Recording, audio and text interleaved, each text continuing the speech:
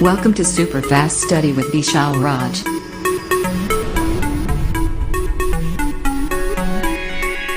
Hello दोस्तों, good evening, नमस्कार। आपके अपने यूट्यूब चैनल पर स्वागत है। दोस्तों, आज हम लोग सीखने वाले हैं विज्ञान के बारे में, जहां पर बहुत सारा महत्वपूर्ण टॉपिक सीखेंगे।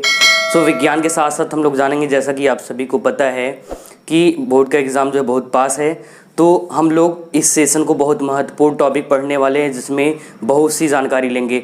तो आ जाओ सभी लोग लाइव और सेशन को शेयर कर दो, और जो लोग नहीं जुड़े हमने दोस्तों को भेज दो, जल्दी से जुड़ जाएं। ठीक है दोस्तों, तो आते हैं और स्टार्ट करते हैं क्लास को एक मोटिवेशन के साथ। न संघर्ष न तकलीफ खाक मजा है जीने में, न संघर्ष न तकलीफ खाक मजा है जीने में, बड़े बड़े तूफान थम जाते हैं जब आग लगी हो सीने में।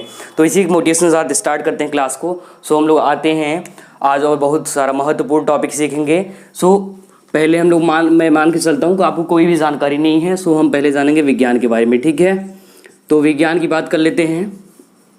अगर विज्ञान की बात करें, जिसको हम लोग साइंस कहते हैं,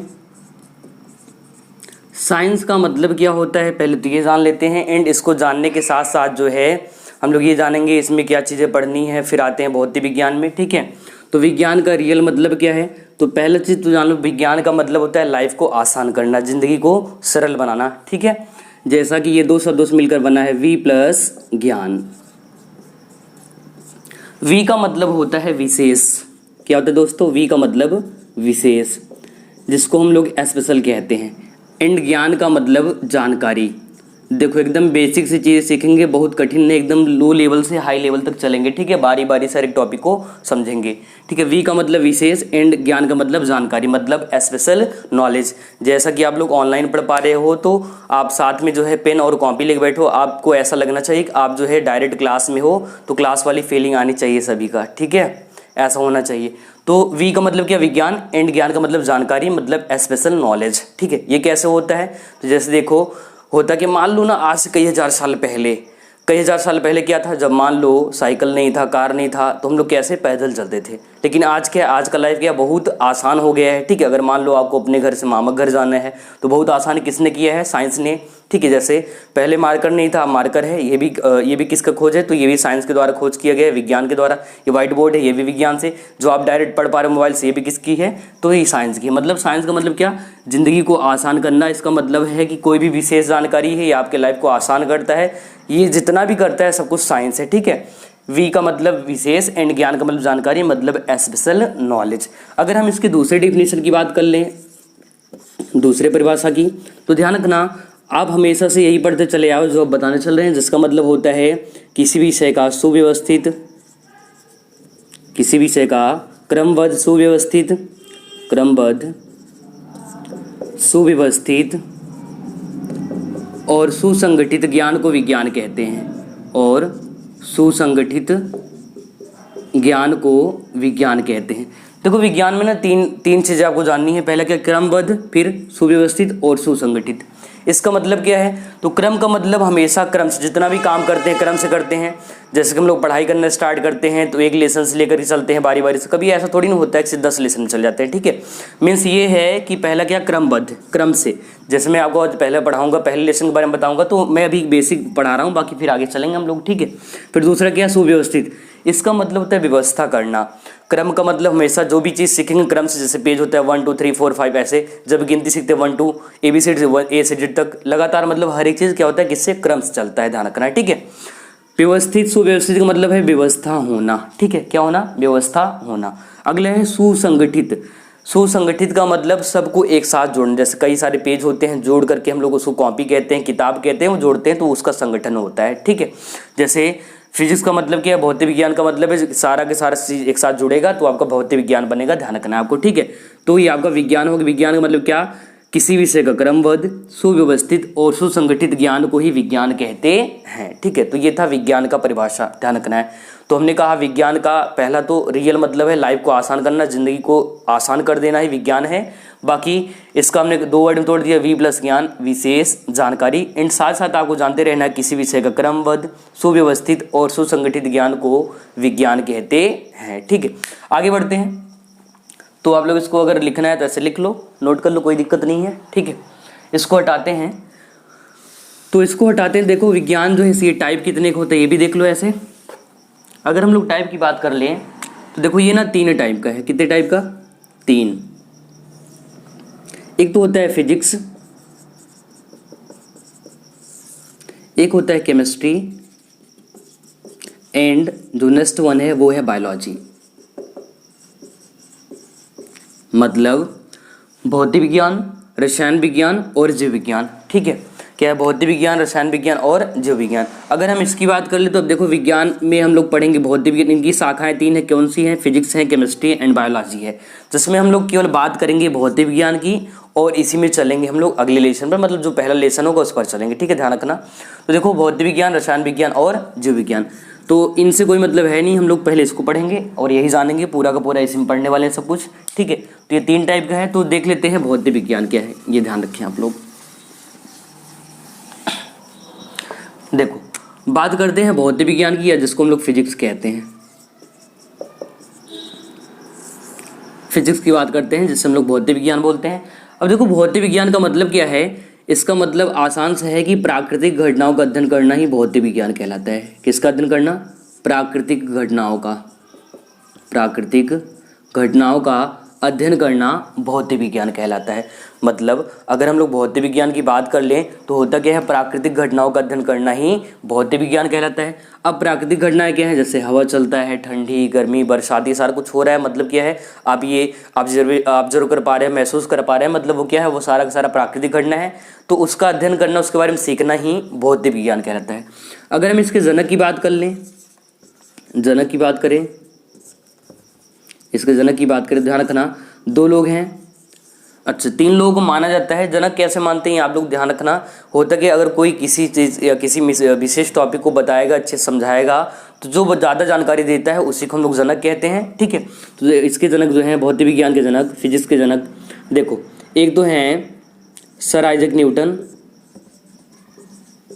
सर आइजैक न्यूटन है, जो कि आज से 400-500 साल पहले इन्होंने बताया था, इसके बारे में बहुत सारी जानकारी दी थी, जिन्होंने जो है गुरुत्वाकर्षण बल का भी खोज किया है। और दूसरे हैं अल्बर्ट आइंस्टीन। कौन है? Albert Einstein. ठीक है, इन गैलीलियो को भी जो है भौतिक विज्ञान का जनक कहा जाता है, ध्यान रखना आप लोग। ठीक है, गैलीलियो को भी भौतिक विज्ञान का जनक हम लोग कहते हैं। तो ये सर आइजैक न्यूटन और अल्बर्ट आइंस्टीन ये क्या है? ये भौतिक विज्ञान के इसके फादर हैं, फिजिक्स के फादर हैं, आपको ध्यान रखना है। ठीक है, अब देखो जो कक्षा 12 का फिजिक्स है वो कितने भाग में बटा है?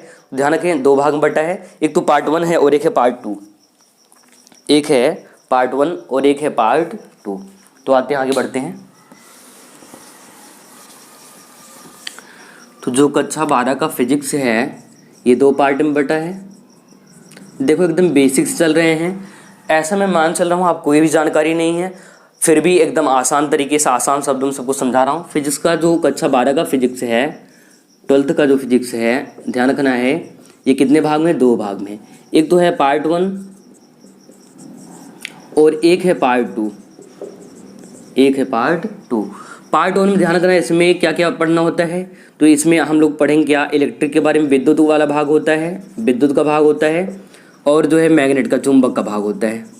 अगर वही बात कर ले पार्ट 2 में, तो पार्ट 2 में क्या होता है? इसमें हम लोग पढ़ते हैं प्रकाश के बारे में, प्रकाश का परावर्तन, अपवर्तन, बहुत सारी घटनाएं प्रकाश की पढ़ते हैं।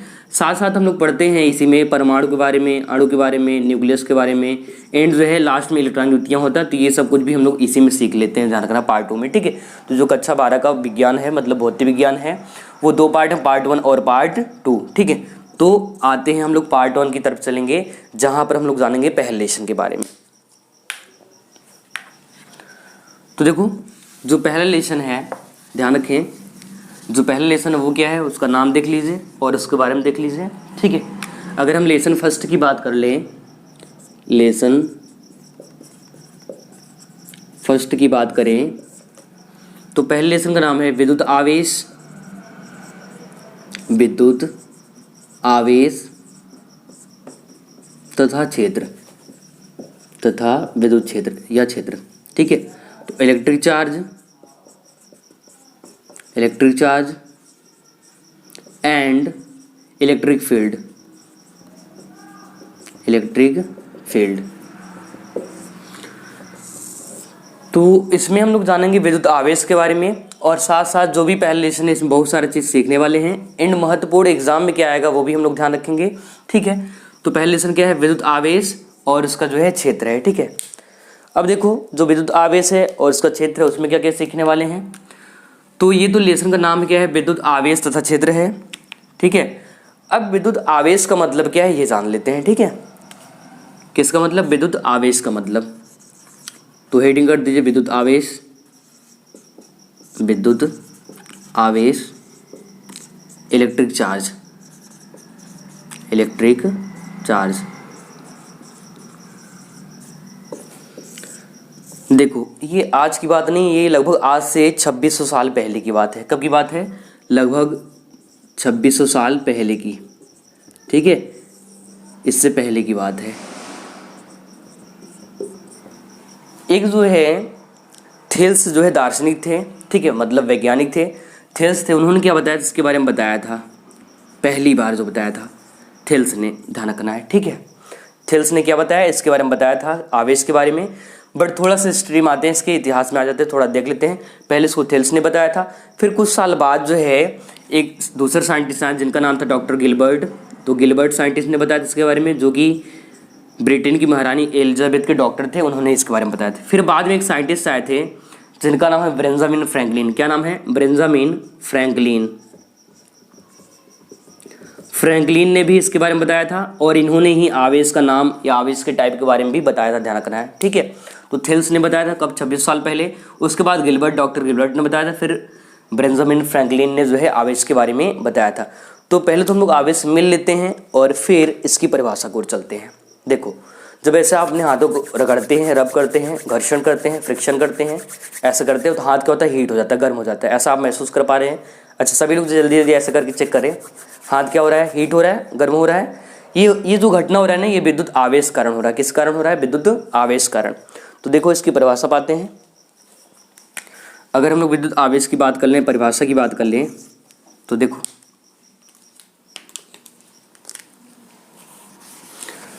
तो ये जानते रहे कि थेल्स ने बताया था, बेंजामिन फ्रैंकलिन ने बताया था और गिलबर्ट, डॉक्टर गिलबर्ट ने बताया था, ठीक है। देखो ये ना पदार्थ का क्या है, ये मैटर का या पदार्थ क्या है, वह गुण है, यह पदार्थ का या मैटर का वह गुण है जिसमें विद्युत या चुंबकीय प्रभाव उत्पन्न होता है, जिसमें विद्युत तथा चुंबकीय प्रभाव उत्पन्न होता है। क्या होता है, विद्युत तथा चुंबकीय प्रभाव उत्पन्न होता है, उसे हम लोग क्या कहते हैं, विद्युत आवेश कहते हैं। पदार्थ का, मैटर का वह गुण जिसमें विद्युत और चुंबकीय प्रभाव उत्पन्न होता है उसे हम लोग कहते हैं विद्युत आवेश। उसे हम लोग क्या कहते हैं, विद्युत आवेश कहते हैं, ध्यान रखना, ठीक है। अब देखो अगर विद्युत आवेश का दूसरा परिभाषा बात करें, ये कैसे करता है रिएक्ट, ध्यान करना है। ये ना दो टाइप से, मतलब एक अस्थैतिक होता है, दूसरा गतिक। अस्थैतिक मतलब जहाँ पर रुका हो, जैसे हम घर्षण कर रहे थे, ये अस्थैतिक था, रुका था। तो यहाँ पर एक ऐसा आपका अस्थैतिक जो तार होता है, केवल उसमें चलता है, तो आपका गतिक कहलाता है, ठीक है, वो गतिक आवेश होता है। तो अगर हम आगे बात करें इसके बारे में, तो हमने कहा किसी पदार्थ का वह गुण जिसमें विद्युत तथा चुंबकीय प्रभाव उत्पन्न होता है उसे हम विद्युत आवेश कहते हैं। थोड़ा सा ना प्रैक्टिकली समझ लेते हैं इसको थोड़ा से। मान लो कोई तार है, कोई केबल है, अगर यहाँ पर इलेक्ट्रॉन गति करेगा, इलेक्ट्रॉन क्या करेगा, चलेगा, तो यहाँ पर ना दो क्षेत्र बनाएगा। कितने क्षेत्र, दो क्षेत्र, ध्यान रखना, दो क्षेत्र। एक तो इलेक्ट्रिक फील्ड बनाएगा, विद्युत क्षेत्र, और दूसरा बनाता है चुंबकीय क्षेत्र। दूसरा क्या, चुंबकीय क्षेत्र, ध्यान रखना है, ठीक है। तो मतलब किसी केबल में या तार में जब भी इलेक्ट्रॉन गति करेगा, चलेगा, तो दो क्षेत्र बनाएगा, एक तो विद्युत क्षेत्र, दूसरा चुंबकीय क्षेत्र। और जब ये बनाएगा ना, उसमें बल काम करेगा, एक फोर्स काम करेगा जो कि आपको झटका देता है। जैसे आप टच करते हो, करंट ऐसे खींच लेता है, जो खींचता है वो काम करता है कौन, मैग्नेट करता है, और जो झटका देता है वो आपका विद्युत करता है, ठीक है। जैसे करंट है, लाइट है, वहाँ टच हो जाता है आप कहाँ, तो झटका लगता है, उसका रीजन क्या है, इलेक्ट्रॉन गति करेगा तो उससे आवेश बनेगा और आवेश से धारा बनता है जिससे आपको करंट लगता है, ध्यान रखना इतना, ठीक है। तो आप यहाँ से भी एक परिभाषा बना सकते हैं, कह सकते हैं कि जब किसी चालक में इलेक्ट्रॉन क्या करता है, गति करता है, गमन करता है या चलता है, तो उसके चारों तरफ दो क्षेत्र बनते हैं, विद्युत क्षेत्र और चुंबकीय क्षेत्र, जो करते क्या है, जिनके बीच एक बल का अनुभव होता है, और इस घटना को ही हम लोग विद्युत आवेश कहते हैं। इस घटना क्या कहते हैं दोस्तों, इसको हम लोग कहते हैं विद्युत आवेश। आगे बात करते हैं, इसके आगे चलते हैं। तो आप ये नोट कर लें और साथ में ये जो है जानते जाएं और एक तरफ से इसको लिखते भी जाएं, ठीक है। आपको जो है ऐसे केवल वीडियो डायरेक्ट नहीं देखना है, आपको कॉपी में जो है इसको नोट भी करना है, कॉपी पेन के साथ बैठना है, ठीक है। तो चलो आगे बात करते हैं हम लोग इसमें। अगर बात करें इसके प्रकार की, किसकी बात करें, इसके टाइप्स की, आवेश के प्रकार की बात करें, इसके टाइप्स की बात करें, तो जो आवेश है ना 2 टाइप का होता है। किसने बताया इसको 1750 में एक साइंटिस्ट, उनका नाम था, अभी थोड़ी देर हमने पहले बताया था, जिनका नाम है बेंजामिन फ्रैंकलिन। क्या नाम है? Benjamin Franklin. बेंजामिन फ्रैंकलिन ने इसके बारे में बताया था, प्रकार के बारे में बताया था कि ये ना, इसका नाम विद्युत आवेश होता है और ये ना 2 टाइप का होता है। कितने टाइप का? 2 टाइप का। एक पहला होता है धन आवेश, पॉजिटिव चार्ज, और दूसरा होता है ऋण आवेश, नेगेटिव चार्ज। दूसरा क्या होता है? ऋण आवेश, ध्यान रखना है, ठीक है। तो एक तो धन आवेश होता है और एक होता है ऋण आवेश। आवेश को क्यू से व्यक्त करते हैं, इसलिए यहाँ पर हमने प्लस क्यू और माइनस क्यू लिख रखा है, ठीक है। ध्यान रखना है आपको आवेश को। आवेश कितने प्रकार का? 2 टाइप का, एक तो धन आवेश और ऋण आवेश। थोड़ा सा एक स्टोरी सुनते हैं ताकि इसकी भी परिभाषा जो है आपको अच्छे से समझ में आ जाए, ठीक है। मान लो 2 लोग हैं, धन आवेश और ऋण आवेश को जो है हम लोग बता रहे हैं, मतलब इसको समझा रहे हैं, इसको हम लोग खत्म करते हैं अच्छे से। मान लो 2 व्यक्ति हैं, मान लो ये अपना चिंटू है, ध्यान समझना दोस्तों, मजा आएगा, ठीक है। इसमें क्या होगा, मान लो ये अपना चिंटू है और ये ना चिंटू का दोस्त है। ये क्या है? ये चिंटू का दोस्त है, ठीक है। ये मान लो चिंटू है और ये चिंटू का दोस्त है। अब होता क्या है, मान लो ये क्या है, चिंटू जो है ये मान लो गरीब है, क्या है? गरीब है, पुअर है, और इसका जो दोस्त है ना वो रिच है, अमीर है। देखो इसका लाइफ ऐसा है कि ये ना पूरा दिन मतलब इंजॉय करता है, इसके पास इतना पैसा है, बहुत सारा पैसा है, ठीक है। जबकि इसकी ऐसी स्थिति है, डेली वर्क करता है, डेली कमाता है और खर्च करता है, मतलब खाता है, ठीक है। अगर एक दिन कमाने नहीं जाएगा तो इसका जो है खर्च चल नहीं पाएगा, ठीक है। मान लो इसकी तबीयत खराब हो गई, क्या हो गई? इसकी तबीयत खराब हो गई, इससे ये पैसा लिया, इससे ये पैसा लिया। मान लो इसने इसको जो है 1000 रुपये दिया। कितना दिया? 1000 रुपये। कौन दे रहा है? ध्यान रखना, ये चिंटू का दोस्त दे रहा है और चिंटू मांग रहा है, ठीक है। ये चिंटू है, ध्यान रखना आपको, ठीक है। अब अगर इसने जो है इसको 1000 रुपये दिया हो किसको? चिंटू को। तो देखो जो लेता है, कौन ले रहा है? ये चिंटू ले रहा है। तो ये क्या हो जाएगा? जो ग्रहण करेगा, लेगा, वो क्या हो जाएगा? रेडी हो जाएगा, कर्जदार हो जाएगा। और जो देता है वो क्या होता है? धनी होता है। क्या होता है? धनी होता है, ध्यान रखना है आपको, ठीक है। जो पैसा देगा वो हमेशा क्या हो जाएगा? धनी होगा, और जो लेगा वो क्या हो जाएगा? ऋणी हो जाएगा। ऐसे अगर मान लो 2 वस्तु की बात कर लें, मान लो एक ये पहला वस्तु है और ये दूसरा वस्तु है। अगर कभी भी इलेक्ट्रॉन ये इसको देगा तो यहाँ पर पॉजिटिव चार्ज बन जाएगा, और अगर ये इलेक्ट्रॉन को लेगा तो यहाँ पर कैसा चार्ज? निगेटिव बन जाएगा, ध्यान रखना है, ठीक है। तो मैं इस स्टोरी से यही बताना चाहता था कि यहाँ से आप समझ पाओगे धन आवेश और ऋण आवेश कैसे बनता है। मान लो एक वस्तु ये है, दूसरा ये है, अगर इसने इसको चार्ज दिया, मतलब इलेक्ट्रॉन जो है दिया, त्याग किया इलेक्ट्रॉन का, तो ये हमेशा क्या हो जाएगा? धनावेशित हो जाएगा, और जो लेगा वो ऋणावेशित। तो आप कहोगे किसी पदार्थ का वह गुण जिसमें क्या करता है? जो इलेक्ट्रॉन का त्याग करता है, एक ऐसा वस्तु जो इलेक्ट्रॉन का त्याग करता है उस पर कौन सा आवेश? धन आवेश उत्पन्न होता है। और जो इलेक्ट्रॉन को ग्रहण करता है, लेता है, उस पर कौन सा? ऋण आवेश उत्पन्न होता है, ठीक है। तो ये धन आवेश और ऋण आवेश का परिभाषा था। आगे चलते हैं। अच्छा, आपको ये क्या करना है? इसको नोट कर लेना है, बट ये नहीं बनाना है, इसको भी बनाना स्टार्ट कर दो आप लोग, बहुत कलाकार हैं आप लोग, ठीक है। चलो आते हैं यहाँ पर, आगे बात करते हैं। तो धन आवेश और ऋण आवेश की परिभाषा और इसके टाइप्स ये भी हो गया। अगर हम लोग आगे बात करें कि जो आवेश है इसका मात्रक क्या होता है, इसका विमा क्या होता है, वो चीज़ें थोड़ा सीख लेते हैं। तो ठीक है, बात करते हैं आवेश का मात्रक। आवेश की मात्रक की बात कर लेते हैं। जो आवेश का मात्रक होता है ना, ध्यान रखना है आपको, इसका एसआई मात्रक या एमकेएस मात्रक, एमकेएस मात्रक जो है कूलाम होता है, कूलाम होता है। सी से व्यक्त करते हैं क्योंकि कूलाम नाम वैज्ञानिक ने उसको बताया था, इसलिए इसका मात्रक क्या होता है? कूलाम। किसका? जो आवेश होता है, ध्यान रखना। आवेश का मात्रक क्या होता है? आवेश का मात्रक ध्यान रखना आपको, कूलाम होता है। वही अगर सीजीएस पद्धति में बात करें, किसमें? सीजीएस में, तो जो इसका मात्रक होता है ना दोस्तों, वो होता है ESU। अब सर ये क्या है, ESU क्या है, तो इसका फुल फॉर्म होता है इलेक्ट्रोस्टैटिक यूनिट। ठीक है, तो इसका जो सीजीएस में होता है इसका मात्रक को क्या होता है, ESU, मतलब इलेक्ट्रोस्टैटिक यूनिट होता है, ध्यान रखना है। ठीक है, अगर आगे बात करें हम लोग इसके बड़े मात्रक की, इसका बड़ा मात्रक क्या होता है, इसके अगर बड़े मात्रक की हम लोग बात कर लें तो ध्यान रखें आप लोग, जो बड़ा मात्रक होता है वो होता है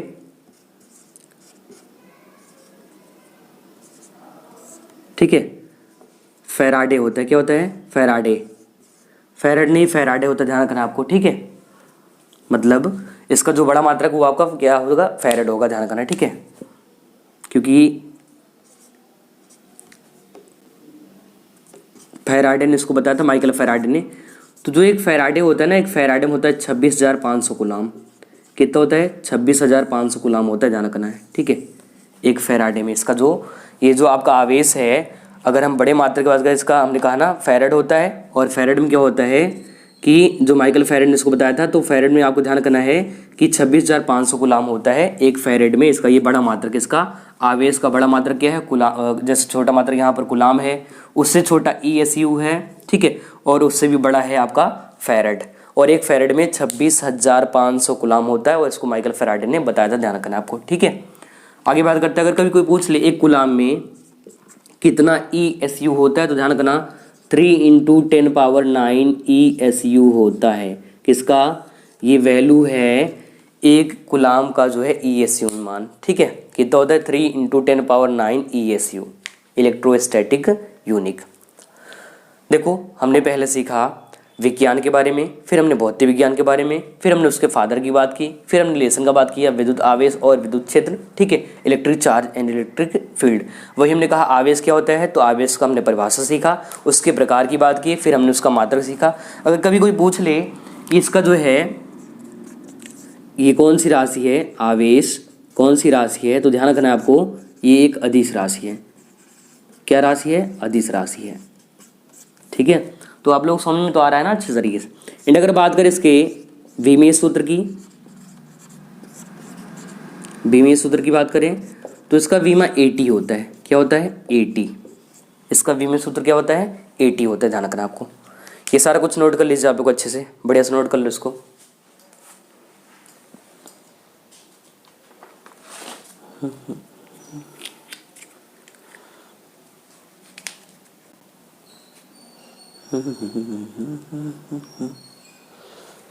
चलो हो गए नोट, इसको हटाते हैं एंड आगे बढ़ते हैं हम लोग। ठीक है, इसको हटाते हैं और आगे बढ़ते हैं।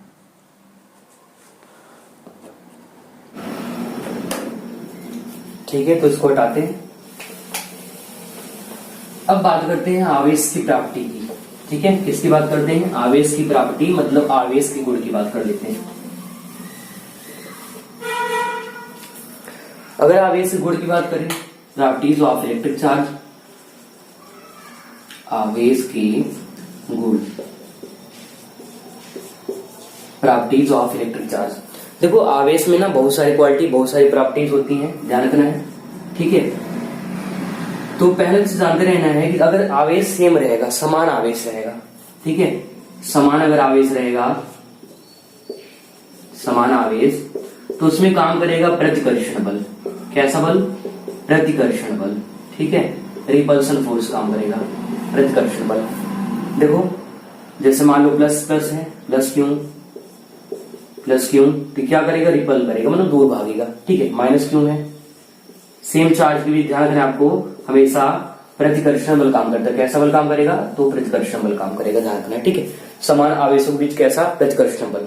ठीक है, दूसरा बात करते हैं, अगर विपरीत आवेश की बात करें, विपरीत आवेश की, इनके बीच काम करता है आकर्षण बल। ये प्रॉपर्टी ऑफ चार्ज है, इलेक्ट्रिक चार्ज का जो है, इसके इनके बीच कौन सा फोर्स, अट्रैक्शन फोर्स काम करता है, प्रतिकर्षण बल काम करता है। ठीक है, जैसे प्लस क्यों है एंड माइनस क्यों, तो ये एक दूसरे को अट्रैक्ट करेगा, या माइनस क्यों है, प्लस क्यों क्या करेगा, अट्रैक्ट करेगा, मतलब आकर्षित करेगा, ध्यान रखना है। अच्छा मान लो ऐसा आपको नहीं याद हो पाता है, ये वाला अगर नहीं दिख रहा तो यहाँ देखो, थोड़ा सा ऊपर देखो, कहा कि प्लस क्यू और माइनस क्यू के बीच काम करेगा कैसा बल, ध्यान रखना आपको, आकर्षण बल। ठीक है, या माइनस क्यू और प्लस क्यू के बीच कौन सा बल काम करेगा, आकर्षण बल, अट्रैक्शन फोर्स। ठीक है, चलो समझाते। मान लो आपको ऐसा ना समझ में आ रहा हो, सिंपल सा एक एग्जांपल तुम लाइफ में, जिंदगी में इसको रिलेट करो, लाइफ में जोड़ोगे ये बहुत अच्छे समझ में आएगा। ठीक है, मान लो कि ये ना चिंटू है, ये कौन है, चिंटू है। ठीक है, ये चिंटू है और ये ना चिंटू की मान लो गर्लफ्रेंड है, हाँ दोस्त है। ठीक है, ये क्या है, ये अपना चिंटू है और ये चिंटू गर्लफ्रेंड है। हाँ ऐसा वाला खतरनाक वाला ना। अब समझना ये है इसमें कि मान लो ये मेल है, ये चिंटू है जो भी, और ये फीमेल है। ठीक है, अब समझना ये है कि जब भी सेम होगा, मतलब जो बॉयज हैं या मेल उनके बीच क्या, उनके बीच मैरिज नहीं हो सकता, शादी नहीं हो सकता। ठीक है, वो दूर भागेंगे, प्रतिकर्षण होगा। और फीमेल है उनके बीच भी प्रतिकर्षण, मतलब जब भी चार्ज सेम होगा प्लस प्लस दूर भागेगा, माइनस माइनस क्या होगा, दूर भागेगा। ठीक है, वही अगर बात करें प्लस माइनस क्या करेगा, अट्रैक्ट मतलब पास आएगा, और माइनस प्लस भी अट्रैक्ट होगा। मतलब यहाँ पर समझ सकते हो आप लोग, चिंटू है और चिंटू गर्लफ्रेंड है तो क्या होगा, ये एक दूसरे को अट्रैक्ट करेंगे। ठीक है, इनके बीच कैसा आकर्षण, मतलब देखो आपको ध्यान रखना है, प्लस क्यू के बीच और माइनस क्यू के बीच हमेशा काम करेगा रिपल्सन फोर्स, प्रतिकर्षण बल, प्रतिकर्षण बल काम करेगा। वही जो है जब प्लस क्यू या माइनस क्यू होगा तो उनके बीच अट्रैक्शन फोर्स या आकर्षण बल काम करेगा, ध्यान रखना है। और ये स्टोरी आपको याद रखना है कि जो मैरिज होता है, शादी होता है, वो आपका मेल एंड फीमेल में होता है। ठीक है, मेल और मेल नहीं, और फीमेल फीमेल नहीं हो सकता। मतलब ध्यान रखना उसमें प्रतिकर्षण और इसमें आकर्षण। अगर ये स्टोरी याद रहेगी इनकी कहानी खत्म, मतलब इससे आप इसको निपटा दोगे। ठीक है, तो समझ गए पहला प्रॉपर्टी ये कि समान आवेश के बीच प्रतिकर्षण और विपरीत आवेश के बीच दूसरा क्या हो गया, विपरीत के बीच क्या, आकर्षण बल काम करता है। तो ये थी आवेश की प्रॉपर्टी, दो प्रॉपर्टी में देखी, तीसरी देखते हैं। अच्छा इसको नोट करते हैं, बट ये सब डायग्राम नहीं बनाने लगो। हाँ चल आज आगे देखो, तीसरे प्रॉपर्टी की बात करते हैं। देखो आवेश में युद्धता गुण होता है। क्या होता है, आवेश को हम लोग यूज कर सकते हैं, इसको जोड़ सकते हैं। एडिक्टिविटी का मतलब इसको ऐड कर सकते हैं। ठीक है, जैसे मान लो एक आवेश है और आवेश है, एक आवेश है, क्यों है, 2 क्यों है, इनको हम लोग ऐड करके 3 क्यों लिख सकते हैं, ऐसा करके। मतलब इसमें क्या हो सकता है, इसको हम लोग कहते हैं कि आवेशों में जो है योज्यता का गुण पाया जाता है। अगर अगली की बात करें तो आवेश में जो है कंजर्वेशन का, संरक्षण का गुण होता है। किसका, संरक्षण का। ठीक है, आवेश संरक्षण का गुण पाया जाता है। अब इसका मतलब क्या है, आवेश को ना हम लोग जैसे ऊर्जा संरक्षण नियम था वैसे सेम यहाँ भी काम करेगा। आवेश को ना उत्पन्न कर सकते हैं और ना ही नष्ट कर सकते हैं, बस एक वस्तु से दूसरे वस्तु में ट्रांसफर, स्थानांतरित कर सकते हैं। ये आवेश संरक्षण गुण है। किसका गुण है, ये है आवेश संरक्षण का, ध्यान रखना आपको। ठीक है, अगली की बात करते हैं। आवेश में जो है क्वांटाइजेशन ऑफ इलेक्ट्रिक चार्ज, मतलब क्वांटीकरण का भी गुण पाया जाता है। इसका क्वांटीकरण का गुण पाया जाता है, ध्यान रखना आपको, क्वांटीकरण का। ठीक है, अगर कभी एग्जाम में आ जाए कि आवेश क्या है, आवेश के प्रकार या फिर इसके गुण की बात करें तो हमने देखो 5 प्रकार बताया। आवेश में कैसा, क्वांटीकरण, क्वांटाइजेशन ऑफ इलेक्ट्रिक चार्ज, क्वांटीकरण का गुण होता है। अब इसको थोड़ा सा देख लेते हैं, क्वांटीकरण का गुण।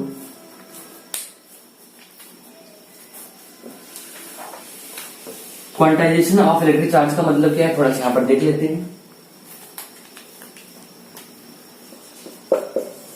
आवेश का क्वांटीकरण, आवेश का क्वांटीकरण,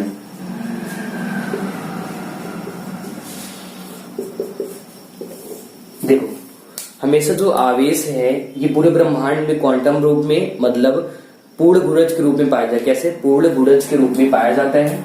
इसका एक फार्मूला होता है, ध्यान रखना आपको, Q बराबर प्लस माइनस एनी। क्या होता है, Q बराबर प्लस माइनस एनी। ठीक है, ये है आवेश का क्वांटीकरण। और इसको आपको जानते रहना है कि हमेशा आवेश जो है क्वांटम या पूर्ण गुणज के रूप में पाया जाएगा। जैसे 1, 2, 3 इस प्रकार से। ठीक है, कभी भी जो है ये ऐसा नहीं होगा कि 1/2 में या 1/2 क्यों या फिर 1.2 आवेश कभी भी ऐसा नहीं होगा, ठीक है, ऐसा कभी भी नहीं मिलेगा, हमेशा आपको नंबर्स में या फिर क्वांटम रूप में मिलेगा।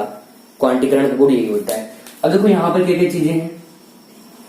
यहाँ पर अगर क्यू की बात करें तो क्यू को कहते हैं विद्युत आवेश, इलेक्ट्रिक चार्ज। एन की बात करें तो इसको बोलते हैं नंबर ऑफ इलेक्ट्रॉन, या फिर आप पूर्णांक कह सकते हो, इलेक्ट्रॉनों की संख्या, या फिर पूर्णांक, इसको इंटीजर कह सकते हो, इलेक्ट्रॉनों की संख्या। अगर आगे हम लोग बात करें किसकी, ई की, ई क्या है, ई को हम लोग मूल आवेश कहते हैं। क्या बोलते हैं इसको, मूल आवेश, या एक आवेश पर इलेक्ट्रॉन की मात्रा, मतलब किसी भी एक इलेक्ट्रॉन पर आवेश कितनी मात्रा होती है तो इसका मान फिक्स होता है, ध्यान रखना आपको। इसका मान होता है ई बराबर 1.6 इंटू 10⁻⁻19 कूलम। ये एक इलेक्ट्रॉन पर आवेश की मात्रा है और हमेशा इसका मान फिक्स होगा। इसे हम लोग मूल आवेश या मूल कण भी कहते हैं। क्या बोलते हैं, मूल आवेश या मूल कण भी कह सकते हैं, ध्यान रखना है, ठीक है। तो सबसे छोटा वैल्यू या सबसे कम वैल्यू होता है 1.6 इंटू 10⁻19 कूलम, जो कि आवेश का मूल कण कहते हैं, या फिर मूल आवेश भी हम लोग इसे कह सकते हैं। ये था प्रॉपर्टीज ऑफ इलेक्ट्रिक चार्ज। तो ये आपका इतना टॉपिक खत्म हो गया, ठीक है, इसको नोट कर लें।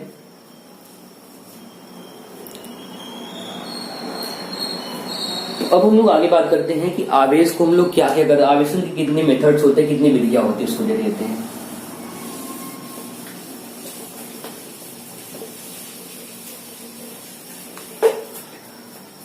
तो आवेशन की विधियां, बात करते हैं आवेशन की विधियां की।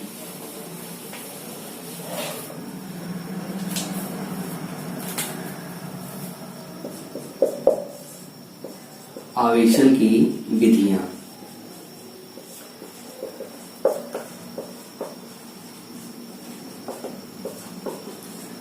आवेशन का मतलब होता है चार्जिंग।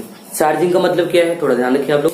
जैसा तो अपना मोबाइल डिस्चार्ज होता है तो हम लोग चार्ज करते हैं, ठीक है, वो भी करता क्या है, चार्ज कर देता है। कैसे चार्ज होता है, तो वही उसी हम लोग विधि देखेंगे कि हम लोग क्या चीजों कैसे हम लोग आवेशित कर सकते हैं। जैसे हमने बताया था कि अगर आप ऐसा हाथ रगड़ते हो, हाथ गर्म होता है, ये भी आवेशन ही होता है, ठीक है।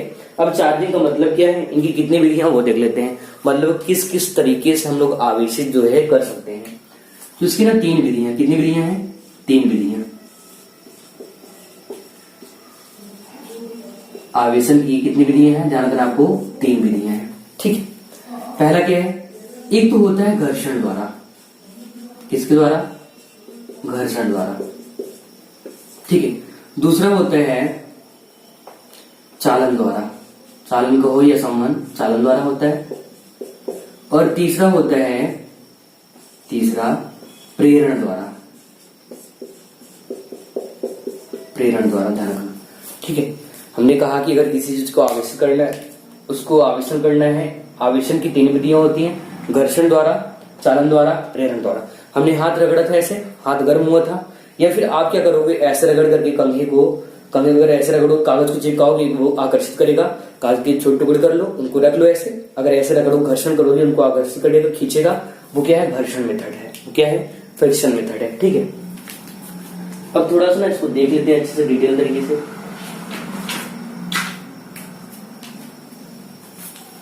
देखो, घर्षण विधि का मतलब क्या है, जब 2 वस्तुओं को रगड़ेंगे,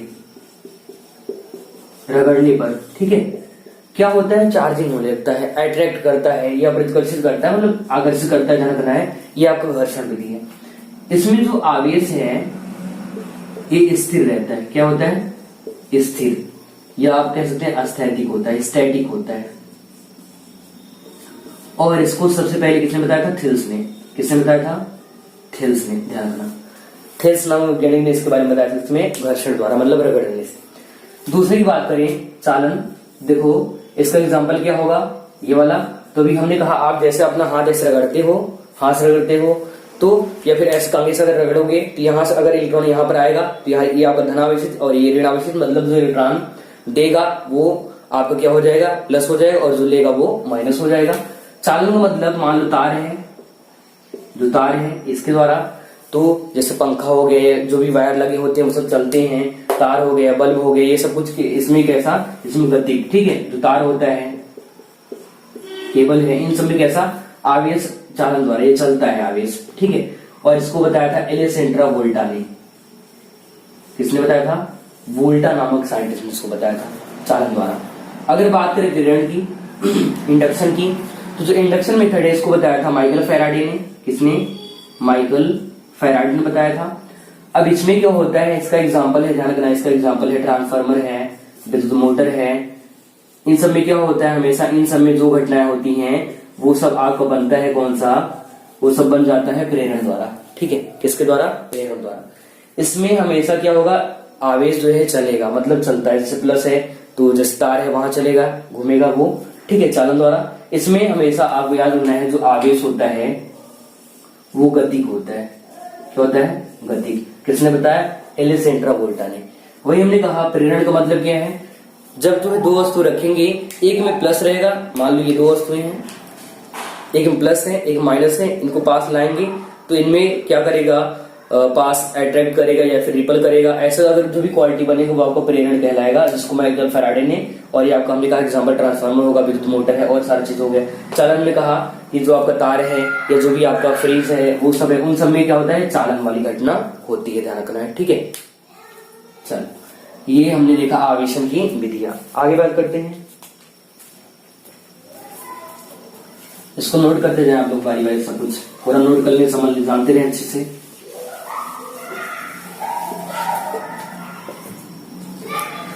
आते हम लोग अगले टॉपिक पर। अगले टॉपिक का मतलब है, अगला हेडिंग है वो क्या है, आवेश का वितरण। क्या है? आवेश का वितरण। एग्जाम में एक साल भी आया था इससे क्वेश्चन। इसको कहते हैं distribution of electric charge. Distribution of electric charge. Electric charge. आवेश वितरण का अर्थ क्या है? देखो इसके नाम में लिखा हुआ है आवेश का वितरण, मतलब आवेश को बांटना। जैसे स्कूल में क्या होता है, कोई प्रोग्राम फंक्शन तो वहां पर मिठाई बांटते हैं, मिष्ठान का वितरण कहते हैं। वैसे ही आवेश को भी हम लोग बांट सकते हैं, इसको भी वितरित कर सकते हैं। देखो इसको वितरित करेंगे कितने प्रकार से, इसको ना 3 प्रकार से कर सकते हैं। कितने प्रकार से? 3 प्रकार से, ध्यान रखना। इसको वितरित करेंगे 3 प्रकार से। एक होता है रेखीय आवेश वितरण। क्या होता है? रेखीय आवेश वितरण। मतलब जब भी इसको केवल में इस रेखा में बांटेंगे तो आप कहलाएगा रेखीय आवेश वितरण। अगर दूसरे की बात करें, दूसरा होता है पृष्ठीय, सरफेस, या फिर क्षेत्रीय आवेश वितरण। क्षेत्रीय आवेश वितरण। अगर तीसरे की बात करें, तीसरा कहलाता है आयतन आवेश वितरण। क्या कहलाता है? आयतन आवेश वितरण।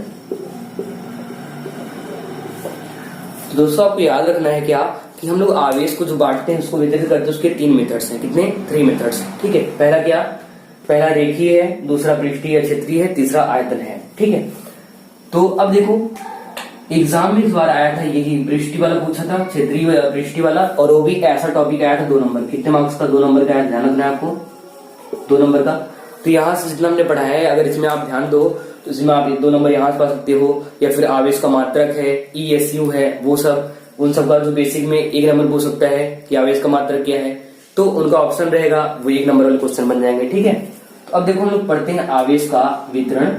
अब इसमें इनको पढ़ते हैं डिटेल से, ठीक है। इसको नोट कर लीजिए कि आपका ये जो है 3 प्रकार का रेखीय, क्षेत्रीय या पृष्ठीय और आयतन होता है, ठीक है।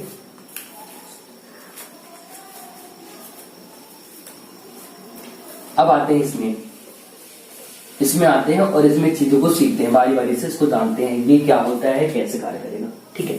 हमने 3 प्रकार से बताया, इसके 3 टाइप हैं। तो पहले हमने कहा रेखीय आवेश वितरण। रेखीय आवेश वितरण,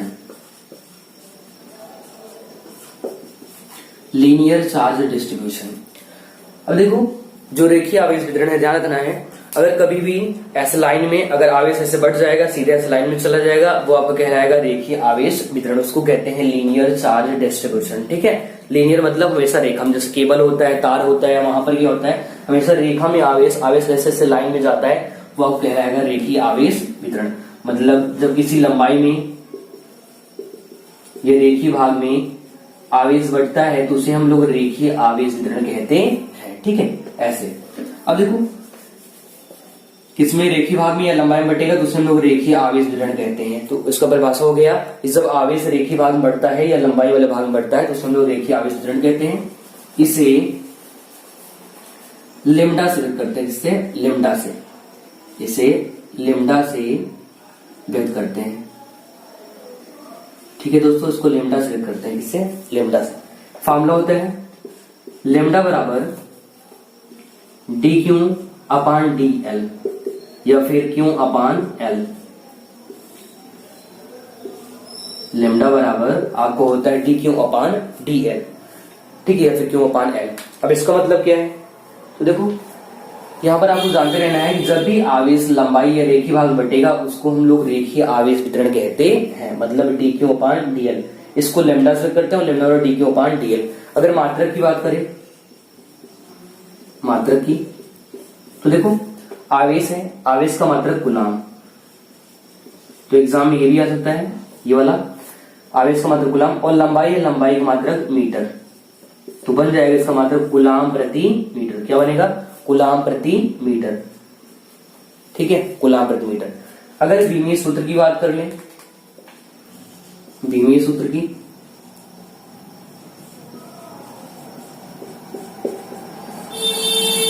देखो जो गुलाम है, गुलाम का बीमा क्या होता है? 80 होता है। ठीक है, इधर निकाल देते हैं बीमा, तो गुलाम का बीमा आपका 80 होता है।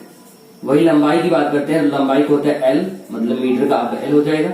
ऊपर ले जाएंगे तो मिलेगा ए टी एल माइनस 1। क्या मिलता है?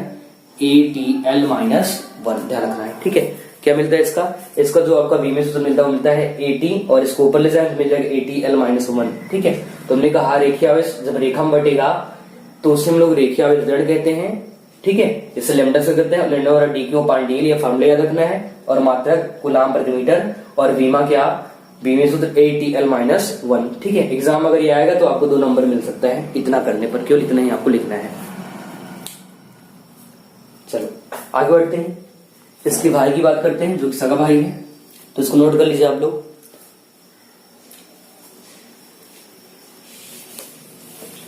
चलो आते हैं आगे। अब देखो इसका जो दूसरा भाई है उसका नाम है क्षेत्रीय पृष्ठीय आवेश वितरण। क्षेत्रीय या पृष्ठीय आवेश वितरण।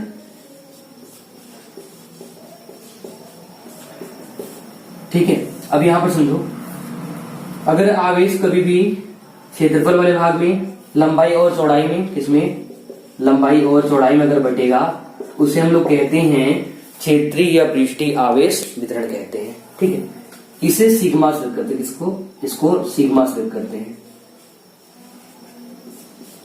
और फार्मूला होता है सिग्मा बराबर डी क्यू, जैसे वहां पर था यहां भी डी क्यू, वहां पर डी एल था, यहां पर देखो लंबाई चौड़ाई मतलब एरिया बन गया क्षेत्रफल, तो डी ए, या फिर लिख सकते हो D q upon D A, surface भी कर सकते हैं, या फिर क्यू अपान ए। ठीक है, तो आप ये क्या हो जाएगा? इसका फार्मूला हो जाएगा किसका? पृष्ठीय या क्षेत्रीय आवेश वितरण का। अगर मात्रक की बात कर लें,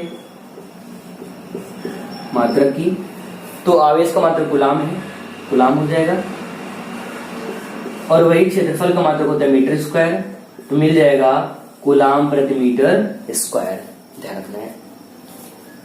अगर बीमीय सूत्र की बात कर लें, डायमेंशन फार्मूला की, तो ध्यान रखना है बीमा, इसका भी निकाल लेते हैं, बहुत आसान है। आवेश का 80 होता है, और देखो क्षेत्रफल है, मीटर स्क्वायर मात्रक होता है, इसका बनेगा L2, और इसको जैसे ऊपर ले जाएंगे मिल जाएगा बीमा ए टी एल माइनस 2। क्या मिलेगा? A T L minus 2। ठीक है, इसको नोट कर लीजिए, एग्जाम में ये भी आ सकता है, इस बार यही आया था, ये मोस्ट इंपॉर्टेंट है, ये वाला आया था 2 नंबर का, ध्यान रखना है। ठीक है,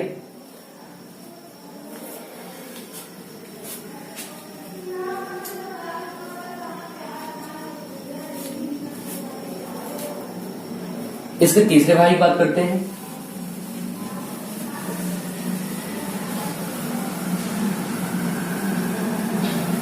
तीसरे की बात करते हैं, ठीक है। तीसरे में क्या है, तीसरे का नाम है आयतन आवेश वितरण, वॉल्यूम चार्ज डिस्ट्रीब्यूशन। आयतन आवेश वितरण। अब देखो, जब भी आवेश कैसे बटेगा, आयतन में, मतलब लंबाई, चौड़ाई और ऊंचाई तीनों में बटेगा आयतन में। तो इस घटना को हम लोग कहते हैं आयतन आवेश वितरण। जब जो आवेश है, चार्ज है, वो आयतन में, लंबाई में, चौड़ाई में और ऊंचाई में तीनों में बटेगा, तो उसे हम लोग क्या कहेंगे, उसे हम कहते हैं आयतन आवेश वितरण कहते हैं, ठीक है। अब देखो, इससे व्यक्त करते हैं रो से। किससे व्यक्त करते हैं, रो से। ध्यान रखना, इसको रो कहते हैं, ठीक है, रो कहते हैं। फॉर्मूला क्या होता है, रो बराबर d q upon d v या फिर क्यू अपान वी। जैसे लंबाई में एल आता था, ठीक है, क्षेत्रफल में ए आएगा, आयतन में वी मतलब वॉल्यूम, इसमें वॉल्यूम बढ़ रहा है, ठीक है, ध्यान रखना है। परिभाषा क्या होगा, फिर से एक बार रिपीट करते हैं। जब आवेश आयतनिक भाग में बढ़ता है या आयतन वाले भाग बढ़ता है, वितरित होता है, उसे हम लोग आयतन आवेश वितरण कहते हैं। इससे रो से व्यक्त करते हैं, और रो बराबर d q upon d v या फिर क्यू अपान वी होता है। मात्रा की बात करते हैं। आवेश का मात्रक गुलाम और वॉल्यूम का आपका मीटर क्यूब हो जाएगा, तो मिल जाएगा गुलाम प्रति मीटर क्यूब, ये इसका मात्रक बन जाएगा, ठीक है। वही विमेय सूत्र की बात करते हैं, इसका विमा निकालते हैं।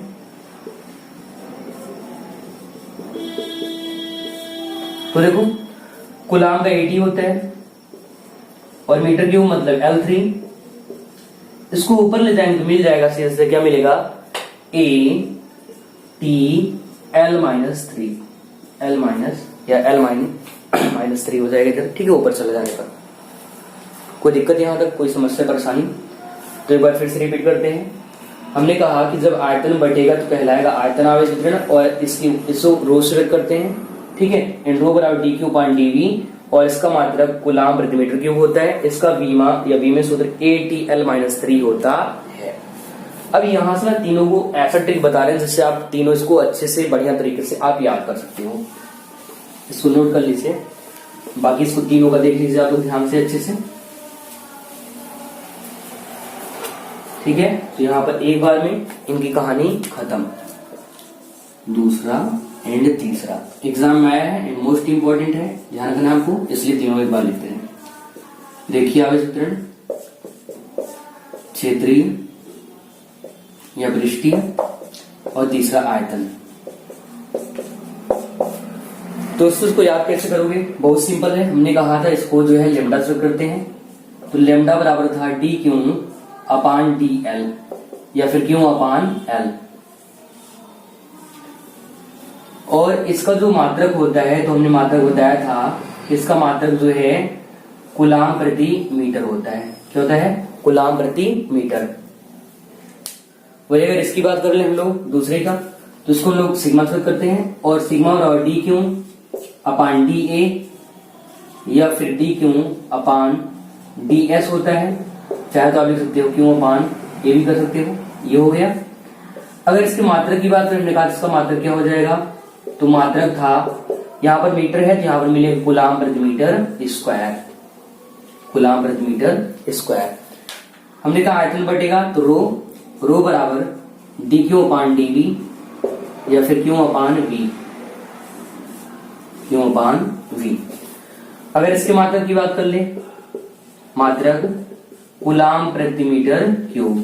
देखो बहुत आसान है, जब रेखी में बटेगा तो लेमडा, और क्षेत्रीय में बटेगा तो सिग्मा, और आयतन बटेगा रो, ठीक है। मात्रक कूलाम प्रति मीटर स्क्वायर और कूलाम प्रति मीटर क्यूब। बीमा यही लिख देते साइड में, इसका होता है बीमा ATL, इसका ATL माइनस 2 और ये ATL माइनस 3, ATL माइनस 3, ठीक है। इसका बीमीय सूत्र है, बीमीय सूत्र। तो देखो हमने बहुत आसान तरीके से बताया है, हर जगह देखो क्यों क्यों क्यों है, बस लंबाई में l होगा तो ये l, और क्षेत्रफल में a, फिर आप s कर सकते हो या फिर a कर दो ये, और आयतन में v कर दो। बाकी पूरा का पूरा देखो यहाँ पर पूरा डिक्टो सेम है, पूरा same to same, lambda, sigma और रो। ठीक है, मात्रक कूलाम मीटर, कूलाम प्रति मीटर स्क्वायर और कूलाम प्रति मीटर क्यूब। इस तरीके से आप इसको आसान तरीके से इसका मात्रक, और ATL -2 और ATL -3, यहाँ पर 2 है और यहाँ पर कितना है, यहाँ पर 2 है, ATL -2 है और यहाँ पर कितना है, 3 है। ये चीज याद रखना है। ठीक है, इससे आपकी ये पूरी सी कहानी खत्म। इसमें कोई दिक्कत, समस्या, परेशानी नहीं होना चाहिए। एग्जाम में इससे क्वेश्चन उठेगा, सो जल्दी से इसको स्क्रीनशॉट कर लो या फिर इसको लिख लो, जानते रहो। तो आप लोग कमेंट करके जरूर बताएं कि आपका जो क्लास है कैसा लगा। ठीक है, हमने अपना पूरा कोशिश किया है कि आपको जो मेन टॉपिक है या जो चीजें हम वो समझ में आ जाए। ठीक है, तो जो भी हमने बताया ये आपके लिए बहुत महत्वपूर्ण है, इसको आप नोट कर लें, पढ़ाई करें अच्छे से, आपका एग्जाम जो करीब है। सो आज के लिए इतना ही, बाकी जो भी होगा अगले सेशन पढ़ेंगे। तो आज के इतना ही, बाकी मिलते हैं अगले एपिसोड में। तो नमस्कार, जय हिंद।